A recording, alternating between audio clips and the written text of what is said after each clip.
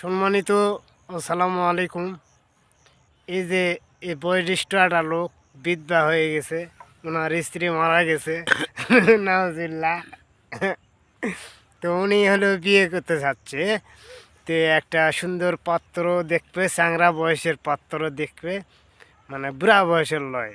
উনি হলো লালন পালন করার জন্যে চ্যাংড়া বয়সে একটা ছেড়ি চাচ্ছে, পাত্র চাচ্ছে, মেয়ে চাচ্ছে নাকি।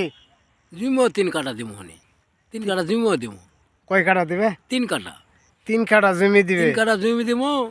হ্যাঁ, আমি বিয়া করবো, তার আমি ভবিষ্যৎ মরে গেলে আর যা আছে সেটারও ভাগ পাবে। তাই? হ্যাঁ তার মানে এই হিসাব ওনার স্ত্রী যে হবে তাকে হলে 3 কাঠা জমি দিবে। আর যদি মরে যায়, হ্যাঁ উনি যদি মরে যায়, সেক্ষেত্রে জমির আরও না কিছু ভাগ পাবে, তার মানে আর 1 কাঠা পাবে। তার মানে হলো কি 4 কাঠা এই মিলে পাবে। তো দর্শক বিন্দু, আপনাদের কাছে এক নাই বিনতি, তো একটা মেয়ে ভালো থাকলে দিবেন।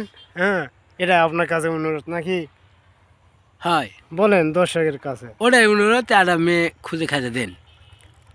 নিবে? হ্যাঁ একটা মেয়ে নিব। ও যাক, যাই হোক, মানে তো সারারা হলেও হবে, সারালা সারা হলে মেয়ে হলেও হবে। তার মানে মুরব্বীর কিন্তু শখ আছে। হুম